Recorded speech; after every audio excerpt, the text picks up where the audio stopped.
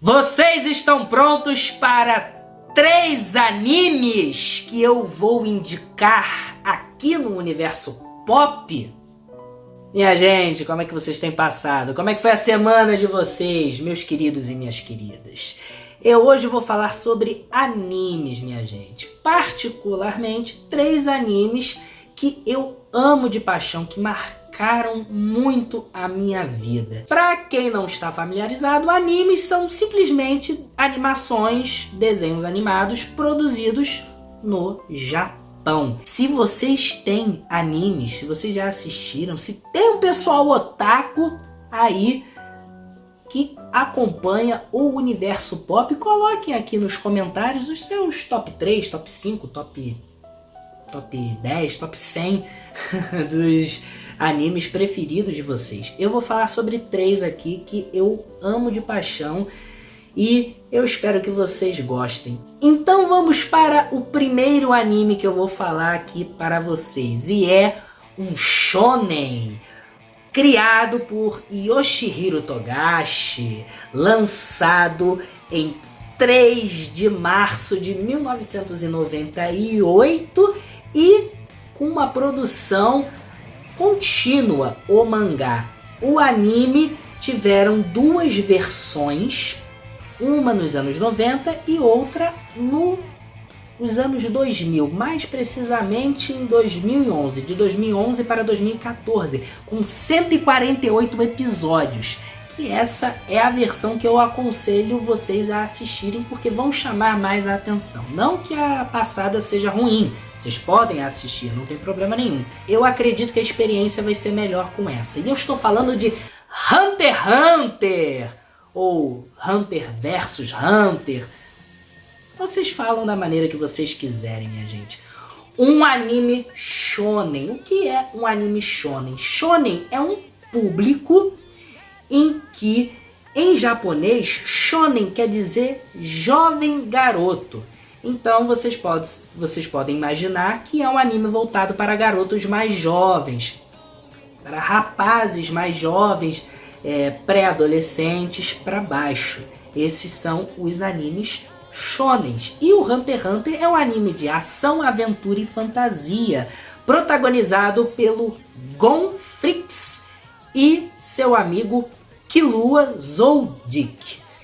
E mais 2 amigos que vão se juntar a eles em grandes aventuras, o Kurapika e o Leório. E o que fala de Hunter x Hunter? Hunter x Hunter, minha gente, é um anime que fala sobre caçadores. Hunter em inglês é caçador. E fala justamente disso, de caçadores de recompensas das mais variadas possíveis. Pode ser de tesouros, pode ser até mesmo de pessoas e animais.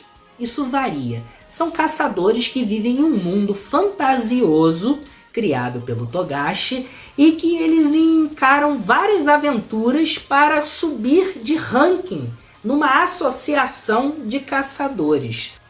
Para eles se aventurarem, esses caçadores possuem habilidades únicas, cada um um certo tipo de especialidade. Pode ser em armas, pode ser em lutas de artes marciais, poderes, pode ser os 2 ou os 3 ao mesmo tempo e um pouco mais.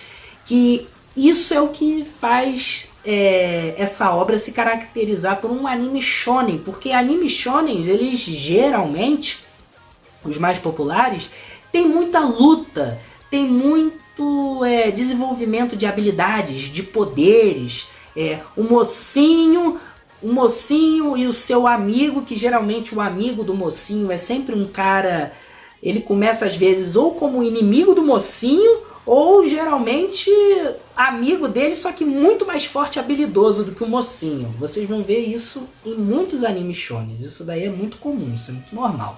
Os 2 eles vão encarar vários desafios, o Gon e o Killua. Galera, como explicar Hunter x Hunter? Hunter x Hunter não é só um anime de lutinha, como por exemplo Dragon Ball Z ou até mesmo o seu antecessor, né, que é Yu Yu Hakusho. Quem assiste Yu Yu Hakusho vai ter a nostalgia. O criador de Yu Yu Hakusho é o mesmo de Hunter x Hunter.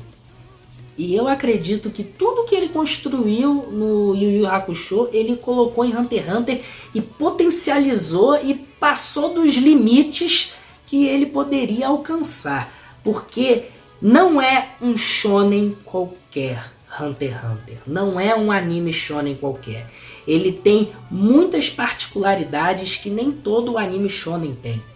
Vocês vão ver um protagonista que em um momento ele vai parecer aquele protagonista de shonen, luta, luta, luta, é derrotado e depois ele vence o inimigo, mas vai ter uma hora que vocês vão perceber que essa tendência vai ser totalmente desconstruída, minha gente. Vai ser uma outra parada, vai ser uma outra coisa e vocês vão ficar muito surpresos. E o amigo do protagonista, que geralmente é um cara mais sério, focado, muito mais habilidoso, vocês vão perceber que vai ter uma quebra de expectativa também, sabe? Ele vai se transformar e se desconstruir de uma forma surpreendente. E as habilidades. Gente, as habilidades de luta nesse anime é uma coisa muito... Claro que tem base em budismo, em artes marciais, vários tipos de artes marciais de várias culturas orientais diferentes, só que o autor, ele constrói de uma forma, cara, que para você entender, você tem que prestar muita atenção, não é simplesmente... eu vou dar o exemplo de novo de Dragon Ball. Eu amo Dragon Ball, só que o Dragon Ball é um padrão até que simples, né? O cara, ele é poderoso, ele é mais habilidoso nas artes de luta, ele tem um poder, mais forte, mais potente, digamos assim, e aí ele ganha a luta. É mais ou menos assim em Dragon Ball. Em Hunter x Hunter não. As lutas são inteligentes, são estratégias de luta muito minuciosas. Elas são muito... Você precisa prestar muita atenção e elas são muito criativas também. Isso é uma coisa que, para o público que está acostumado com animes, com lutas básicas, matou um vilão forte, aí vai enfrentar um vilão mais forte ainda... vai ser derrotado e depois vai treinar e vai ficar mais forte. Em Hunter x Hunter não é bem assim. Todas as lutas vão depender muito da estratégia de cada personagem. Isso é uma coisa que poucos animes de luta conseguem fazer. Fora que o desenvolvimento dos personagens, o mundo fantasioso, as tramas... as mensagens sociais que são abordadas no anime também são muito bem colocadas, minha gente. E a adaptação do anime de 2011, que terminou em 2014, ela é maravilhosa. É um nível de animação primoroso, minha gente. Vocês precisam ver. E vocês podem ver na Crunchyroll, que é provavelmente a maior plataforma de animes do mundo, é na Crunchyroll. Vejam lá que os episódios estão lá todos completos, entre aspas, porque no mangá ainda não finalizou. O autor, eu sempre falo, fã de Hunter x Hunter sofre, porque a obra no mangá, na história em quadrinhos, ainda não foi finalizada. E desde 2006, se eu não me engano, essa obra sofre de vários hiatos, que são pausas. Demora muito para ela ser concluída. Às vezes ele lança 3 capítulos por ano. E um mangá geralmente é 1 por semana. Uma serialização de uma história shonen. E o cara, ele tem vários problemas, várias questões. A indústria de produção japonesa de histórias em quadrinhos, de mangás, é muito severa com os autores. Então, às vezes pode acarretar em algumas dificuldades. Não é para qualquer um, se eu posso dizer assim. Mas vale a pena vocês correrem atrás de Hunter x Hunter. Vocês não vão se arrepender. É um anime shonen primoroso. Agora, o segundo anime que eu vou indicar para vocês. E esse anime é uma pegada completamente diferente do que eu acabei de falar. Se no outro, Hunter x Hunter, é um anime shonen, muito bem feito, muito bem executado nos clichês e nas coisas e nas questões que todo shonen tem, dando até uma originalidade para a obra. Esse que eu vou falar é o contrário, apenas no público em que ele é vendido. Eu estou falando do anime seinen, do criador de várias obras espetaculares. Esse cara, ele criou Pluto, Garotos do Século XX, Billy Bat, mangás muito conhecidos no Japão. Eu estou falando de Naoki Urasawa, o criador de Monster, minha gente. Sim, olha, eu vou falar, deu até um arrepio aqui só de falar o nome desse anime. Esse anime, Monster, ele é uma coisa... olha... O mangá de Monster foi lançado em dezembro de 94 e concluído em dezembro de 2001, minha gente. É um anime seinen. Gente, o anime ele foi lançado em 2004 e finalizado em 2005, contendo 74 episódios. É o anime aqui que tem menos episódios. Esse anime é para o público seinen. É direcionado para o público masculino, só que de maior idade. São histórias mais pesadas, histórias com muita violência, pode conter também cenas com conteúdo implícito e explicitamente sexual, linguagem pesada, uso de várias coisas do mundo adulto. Esse anime, gente, eu acho que é uma aula de como você construir uma aura pesada e muito crua em uma história. Do que fala Monster? Então, Monster conta a história do Dr. Tema. O Dr. Tema, ele é um médico muito renomado, ele provavelmente é o maior cirurgião do seu tempo, ele é um gênio. O nível de genialidade dele está no mesmo nível de bondade e compaixão que ele tem com as pessoas. Ele tem aquela filosofia de que um médico ele tem que priorizar a vida acima de qualquer coisa. E o Dr. Tema, gente, ele é fantástico, porque ele é um personagem puro, muito humano e muito... assim, você se apega ao Dr. Tema, sabe? Você olha pra ele e fala, caramba, nossa, eu queria conhecer um dia o Dr. Tema e ser amigo dele, sabe? Mas é um personagem, né? Que não existe. E ele trabalha num hospital, o hospital mais importante daquele local. E nós vamos percebendo que o hospital não é apenas um lugar para cuidar de pessoas doentes. Tem muita política, pode ter muitas tramóias envolvidas no departamento executivo de um hospital, sabe? O Dr. Tema passa por isso. Ele ele tem um relacionamento com a filha do diretor do hospital, a Eva, e ele é muito reconhecido, o diretor do hospital gosta muito dele, você é maravilhoso, você é o melhor cirurgião que eu já tive em anos, e ele fica muito feliz, agradece, não sei o que.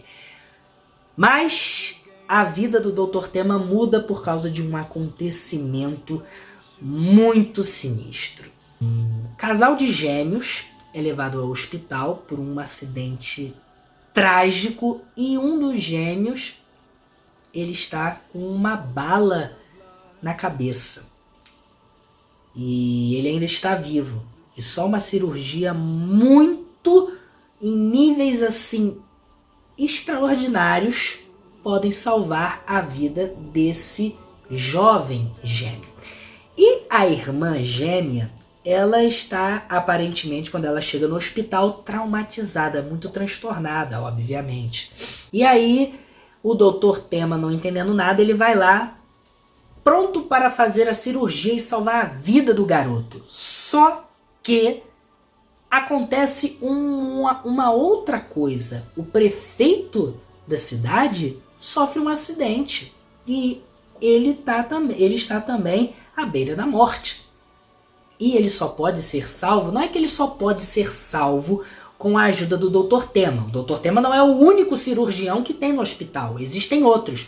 Só que esses outros, eles são muito incompetentes, eles são ruins, eles não são bons cirurgiãos. E o diretor do hospital, que está fazendo que a campanha está levando dinheiro para esse hospital, a campanha desse prefeito, e ele sofre um acidente que está à beira da morte. O diretor do hospital chega para o Dr. Tema e fala: você vai salvar a vida do prefeito, você vai ter que priorizar a vida do prefeito, porque ele está financiando dinheiro, ele vai fazer o nosso hospital crescer muito, ser um hospital maior do que ele já é.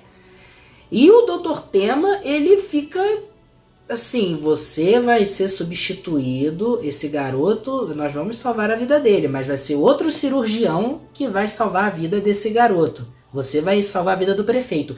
E o Dr. Tema sabe que esse cirurgião que vai salvar a vida do garoto é horrível. Ele é péssimo.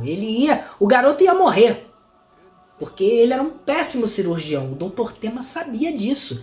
E aí ele olha e fala: não, esse garoto ele chegou primeiro do que o prefeito, então eu vou salvar primeiro o garoto. Você vai lá e cuide do prefeito, que depois que eu terminar a cirurgia do garoto, eu vou lá fazer a cirurgia do prefeito. Eu não quero saber se ele é o prefeito, ele pode ser o papa, pode ser qualquer pessoa, não tô nem aí. Eu vou priorizar a ordem de chegada, e para mim a vida da pessoa é minha prioridade. Eu sou médico. O diretor do hospital fica pé da vida, mas não faz nada. Dr. Tema vai lá, salva a vida do garoto na cirurgia, e aí quando vai chegar no prefeito, o prefeito morre. E o diretor do hospital coloca o Dr. Tema em um cargo abaixo do que ele exercia.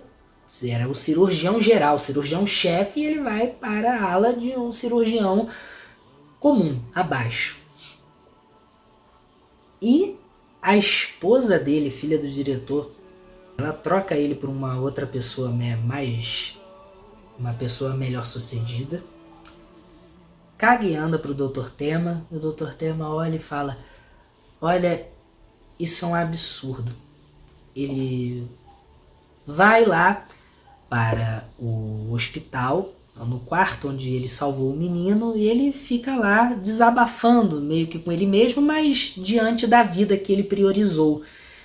E ele fala esse tipo de gente, no momento de raiva dele, falando como é que eles podem achar que existem vidas mais importantes do que outras, desses seres humanos, essa gente. Ele falando do diretor do hospital e dos médicos, amigos desse diretor do hospital. Ele fala: nossa, que gentinha mais horrorosa.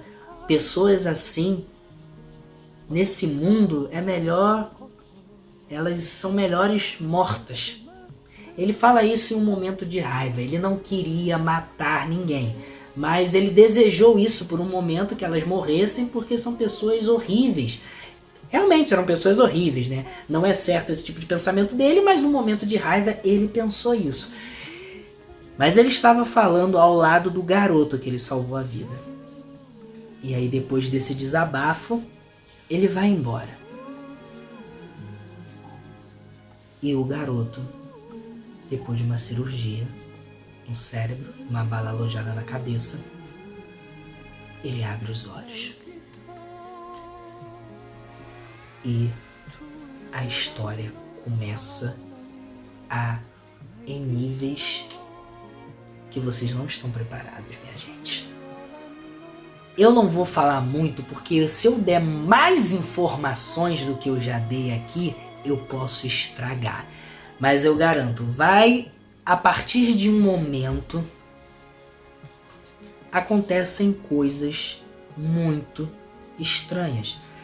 Muitas pessoas, algumas ligadas ao Dr. Tema, morrem de forma misteriosa. E, inclusive, o diretor do hospital, ele morre. E aí, muitos médicos, a maioria deles não gostavam desse diretor, achava ele um canalha. E aí o Dr. Tema, com o passar do tempo, ele começa a subir de cargo. E aí ele se torna diretor do hospital. Graças à morte deste canalha, a morte misteriosa. E aí, depois de alguns anos, eu acho que, se eu não me engano, mais de 10 anos, não lembro exato quanto tempo, esse garotinho em que o Dr. Tema salvou a vida, eles se reencontram. Ele já está mais velho e esse garoto está prestes a cometer algo cruel e desumano. O Dr. Tema olha para ele e fala: por quê? Por que você está fazendo isso? Por que você está querendo tentar? Ele vai tentar matar uma pessoa. E o Dr. Tema fala: mas por que você vai fazer isso? O que está acontecendo? Aí ele, com a maior calma e tranquilidade do mundo, como se ele estivesse sentado numa poltrona conversando com uma pessoa na sua casa, ele chega e fala: por que você está tão preocupada? Você subiu de cargo no seu hospital depois que aquele diretor morreu, certo? Aí o Dr. Tema olha assim e fala: oi? E ele fala: exatamente. De nada. Minha gente, de repente, várias mortes e assassinatos estão ligados a este garoto que agora está mais jovem, está mais velho. Jovem, já tem os seus 20 e poucos anos. Johann Liebert está em ação. Esse é o nome do garoto que ele salvou. Minha gente, isso tudo que eu falei pra vocês, o anime tem 74 episódios. Eu falei os 3 ou 4 primeiros episódios, mais ou menos. O Dr. Tema, a partir daí, ele vai caçar esse garoto até o fim do mundo, minha gente. Vão ser várias e várias tentativas e o Dr. Tema fica decidido. A grande questão desse anime é a seguinte: será que eu deveria tirar uma vida e salvar várias, ou quem sabe todas as vidas? Eu vou precisar pagar para ver. E o Dr. Tema vai à caça, porque a vida dele, muitas pessoas morrem ligadas a ele e ao garoto de forma misteriosa, e um detetive que é um dos melhores, pra mim é um dos melhores personagens do anime. Ele é muito particular, esse detetive. Eu acho ele é um detetive bem diferenciado do que eu tô acostumado a ver em algumas obras. Extremamente metódico e tal, é maravilhoso. Esse detetive suspeita do Dr. Tema dessas mortes, porque ele nunca viu esse tal de Johann Liebert. E aí vai ser uma caçada de cão e gato que eu nunca vi isso em um anime dessa forma tão crua e realista. Vocês podem associar Death Note, um anime seinen também, com muitas coisas de shonen, que tem essa rivalidade do Light, do L, do Kira e do L. Mas eu acredito que esse anime Monster, ele colocou isso em outro nível. O Death Note, se eu não me engano, é 1 ou 2 anos depois o anime é lançado. O anime do Death Note é lançado 1 ou 2 anos depois do Monster. Assim como o mangá de Monster, ele é anterior ao Death Note. Então eu não duvido que os criadores devem ter bebido dessa fonte. Mas, gente, é uma coisa surreal. É um anime maravilhoso. Eu acho que eu nunca vi um vilão tão bem construído em um anime, em uma obra, numa obra japonesa, quanto esse Johann Liberty. Eu acho ele um vilão sensacional. É um vilão, assim, incrível. E o protagonista, essa dualidade do bem e do mal, isso é o que é mais colocado nesse anime. E é feito de uma forma maravilhosa. Gente, assim, quem está acostumado com anime shonen e tal, não sei o que, vocês não estão prontos, provavelmente, para Monsters. Vocês só gostam de animes assim, de luta, estilo talvez o Hunter x Hunter, o Dragon Ball, Naruto. Esse anime é um anime pesado para maiores de 18 anos. A violência é séria, é gráfica, diálogos psicologicamente muito pesados. Quem tiver gatilhos, eu não aconselho, mas se você não tem problema com obras assim, já viu filmes de serial killer, filmes de policial, de suspense, vocês vão amar. Não tem nada de sobrenatural nesse anime. É pé no chão. É um negócio cru, cinza. É um negócio que você vai... Só que, se vocês engatarem, vocês não vão querer largar mais. E vocês nunca mais vão esquecer.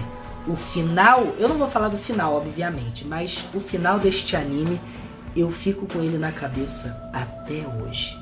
Galera... Vamos lá, então, para o último anime, que é o meu anime preferido. Eu sei que muitas pessoas podem preferir o mangá, porque eu reconheço que o anime ele teve vários estilos de animação diferentes ao longo dos anos. É o anime mais longo, é o maior aqui. A camisa provavelmente vai dar uma dica sobre do que eu tô falando. Eu estou falando de o mangá, não o mangá, vou falar do anime, mas o mangá em 1997, mais precisamente em 19 de julho de 1997.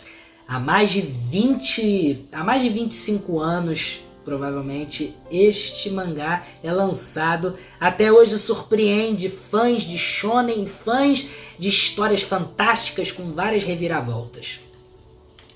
Eu estou falando da obra de Eiichiro Oda, One Piece. Gente, eu estou falando de One Piece, minha gente. Maravilhoso, é o meu xodozinho. Eu passo pano até para os defeitos e para... passar pano, você só passa pano para defeito, para qualidade não, você enaltece. Mas, e apesar de que, para falar na realidade, eu enxergo pouquíssimos defeitos, eles não dão nem petelequinho nas virtudes, porque eu sou a cria do anime de One Piece. Eu tenho 25 anos, eu assisto One Piece desde que eu tenho 11 anos de idade. Eu assisto há 14 anos One Piece. E, assim, eu nunca vi uma obra abordar temas que são tão clichês de uma forma tão cativante e bem feita mesmo, sabe? Até o estilo de desenho do mangaka, um estilo que lembra muito o quadrinho europeu, mangá também, mangá japonês, shonen, e, sabe, tem uma mistura que traz um resultado que eu acho maravilhoso, sabe? Uma coisa despretensiosa e ao mesmo tempo levantando questões muito sérias, muito bonitas e muito importantes na nossa vida. Eu considero One Piece isso, sabe? One Piece eu não considero um anime shonen. Eu considero um ultra shonen, digamos assim. Porque é um shonen potencializado, sabe? Ele vai além do cotidiano. É claro que tem muito clichê também, mas tem muitas coisas que vocês não estão acostumados a ver em shonen. E aí vocês podem me perguntar, tá bom, Lucas, mas qual é a diferença disso para Hunter x Hunter, então? A diferença é o foco. O Hunter x Hunter, ele tem um foco. O foco dele é a diversidade das habilidades dos personagens, sabe? Eu acho que esse é o maior foco do Hunter x Hunter, o foco mais visível, sabe? Tem muitas outras coisas também, muitas questões sociais, tem um monte de coisas que são presentes na nossa sociedade, só que o One Piece, o foco dele é isso que eu acabei de falar de Hunter x Hunter e muitas outras coisas, de uma forma muito equilibrada. Uma hora o One Piece, ele é muito equilibrado no drama, na comédia, na ação, na fantasia, sabe? Em tudo isso. Ele consegue colocar isso de uma forma muito bem organizada. O Eiichiro Oda, ele começou o One Piece novo, ele já está com quase 50 anos produzindo isso e ainda continua nos surpreendendo. Ele tem um cuidado com o roteiro, um cuidado muito bem caprichado, organizado, detalhado, que você fica impressionado. Mas pode ser um erro eu estar indicando One Piece para vocês falando dessa forma. Porque o começo, ele é muito, eu diria, pequeno, no sentido da história. A história de One Piece, no começo, é muito simples.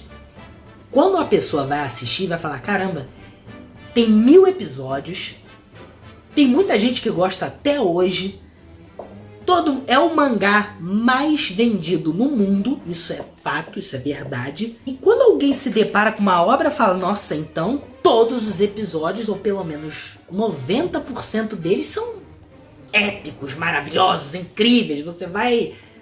E não é bem assim. Eu não tô falando que é ruim, mas o começo de One Piece é muito simples, sabe? Você vê uma história muito simples que vai engatinhando e aos poucos vai se tornando algo grandioso. Apesar que esse começo simples tem muitos momentos grandiosos na obra. Isso é pura verdade. Mas tem momentos que é muito simples, que não é uma coisa que empolgue tanto. O Eiichiro Oda, ele não tem a menor preguiça de contar a história. Ele vai contando no tempo dele e é um tempo muito grande que vocês vão levar acompanhando. Essa é a verdade. O One Piece não é fácil de se ver por causa que realmente é muito grande. Vocês podem pegar filmes que adaptam os arcos do anime, que eu acredito que se você pegar esses filmes que adaptam arcos do anime, numa qualidade de animação até melhor do que a da original, muito melhor, vocês podem, de 1000 episódios, vocês podem matar uns 300, 200 episódios, mais ou menos. É pouco em comparação a 1000, mas você dá um salto, sabe? E você consegue entender também de uma forma perfeita. Ou vão atrás do anime mesmo. Vão atrás do anime original mesmo. A Netflix está lançando todos os episódios, e inclusive esses episódios filmes, pegando arcos de 60 episódios e compilando em um filme. Vocês podem ir, na Netflix tá aí, ou na Crunchyroll também, que tem tudo, talvez tenha até mais coisas do que na Netflix, eu não sei, mas vocês podem dar uma conferida nisso. Mas vamos lá, o que fala de One Piece? Eu vou dar uma sinopse muito breve, porque se eu falar tudo que fala One Piece, eu vou ter que fazer no mínimo uns 10 vídeos, e talvez eu nem fale tudo. One Piece conta a história de Monkey D. Luffy, um garoto de 17 anos que ele tem um sonho. Ele quer se tornar não só um pirata, ele quer se tornar o rei dos piratas. E para isso ele precisa encontrar um tesouro que ninguém nunca conseguiu, a não ser o antigo rei dos piratas, Gold Roger. E esse tesouro, o nome desse tesouro é One Piece. E esse rapaz, o Monk D. Luffy, ele precisa recrutar companheiros com habilidades diversas para integrar no bando pirata dele. Esse garoto, ele tem poderes. Ele é um homem borracha. Ele tem poderes que ele consegue, basicamente, ele consegue esticar o corpo dele em várias partes e ele consegue se esticar o corpo dele. O corpo dele é feito de borracha, porque em One Piece, para você conseguir os seus poderes, para você conseguir poderes, esses poderes especiais em One Piece, vocês precisam comer frutas especiais, que o nome dessas frutas não é tão especial assim, porque eles dão o nome de frutas do diabo. E que eles chamam lá em japonês de Akuma no Mi. E aí ele comeu essa fruta, e essa fruta, quando você come, você não fica possuído por um demônio.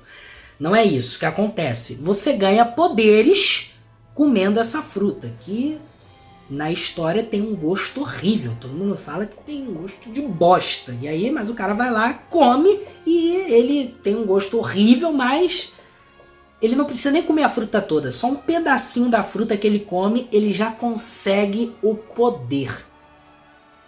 Porém, tem uma fraqueza. Se você consumir essa fruta, ganhar esse poder, você vai ter um poder ilimitado. Vai ter esse poder até você morrer.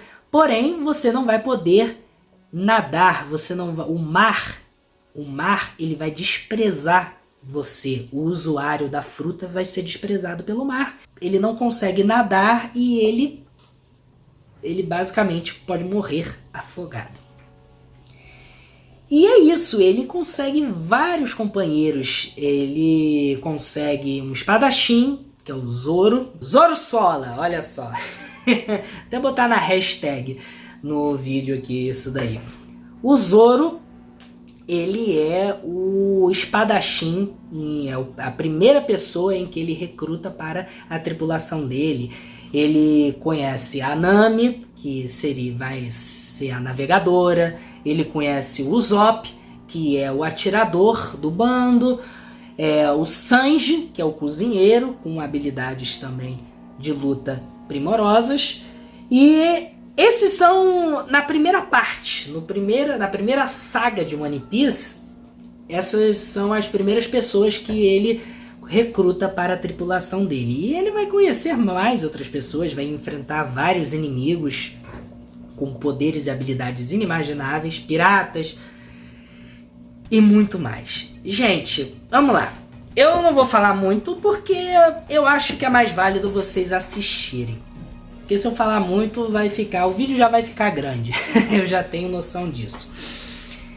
Mas, gente, One Piece é uma... Por que eu amo One Piece? Primeiro porque antes de One Piece, eu assisti Naruto, tava assistindo também Bleach, Cavaleiros do Zodíaco, Dragon Ball, Shaman King, e entre outros animes, todos esses animes que eu tô falando, shonen. E eu nunca tinha visto um anime shonen como One Piece, a primeira vez que eu assisti, e isso me deixou impressionado. Então, a minha experiência com One Piece é diferente, por isso que eu tenho uma relação, por isso que eu desenvolvi uma relação diferente com isso. E teve muitas lições que One Piece me ensinou, e que eu levo pro resto da vida. A questão da amizade, a questão do preconceito, né? Você ter preconceito com uma pessoa por ela ser diferente. Em One Piece, isso é mostrado pra gente. O quanto isso é errado de uma forma, é um soco no estômago ou na sua cara, dizendo que se você tem preconceito com uma pessoa por ela ser diferente de você, você merece mesmo um soco na cara. Posso estar falando figuradamente ou literalmente. Mentira, gente, nunca agridam ninguém na rua, mesmo se elas forem babacas. Enfim, e Além de várias lições, a construção de personagens, a construção de mundo, sabe? O cara, ele planejou esse universo que está até hoje no mundo dos animes e dos mangás. Ele planejou de uma forma primorosa, de uma forma muito detalhada e muito rica. É um universo riquíssimo, personagens riquíssimos, lugares riquíssimos, o enredo, a coerência em que os acontecimentos vão se desenrolando na trama é uma coisa muito bem feita, muito organizada. Você pode até não gostar do estilo, estranhar o estilo de desenho. Esse é um estranhamento comum, sabe? Eu entendo esse tipo de estranhamento, mas se você der uma chance, eu posso te garantir que você vai se divertir. Eu acho que uma obra de arte, além de fazer você refletir, você pensar, além de ser tem que ser uma experiência divertida. Todos esses animes que eu citei são experiências divertidas pra mim, sabe? Não tô falando que eu me divirto, por exemplo, Monster, eu acho divertido alguém matar outra pessoa. Não é isso, mas acompanhar a trajetória dos personagens na história é muito divertido, é muito bom, porque eu amo a arte, e eu amo como a arte ela é transmitida na nossa vida. E One Piece eu acho uma excelente obra de arte, uma criatividade, e assim como tem um pé na fantasia e no fantástico, tem um pé também na realidade One Piece, com questões que a gente passa no dia a dia, e ele é feita de uma forma muito forte em One Piece, muito forte e muito bonita também. One Piece é uma história bonita e divertida, que vai fazer muita gente sorrir. E quem estiver acompanhando o mangá vai entender que tem muitos sentidos, muitos duplos sentidos envolvidos no que eu estou dizendo aqui. Essa obra vai fazer você sorrir, do começo até o final. Gente, é isso. Eu tô muito feliz de ter feito esse vídeo. Eu adoro animes. Talvez eu faça mais vídeos de animes também. Não vou dar certeza pra vocês quando. Mas é isso, gente. Eu espero que vocês tenham gostado do vídeo. Se inscrevam no canal. Curtam. Curtir o vídeo é muito importante para divulgar, para o YouTube divulgar o vídeo para mais pessoas. Compartilhem, se inscrevam no canal, ativem o sininho para mais notificações de vídeos. E até a próxima, gente. Um beijão para vocês e tchau!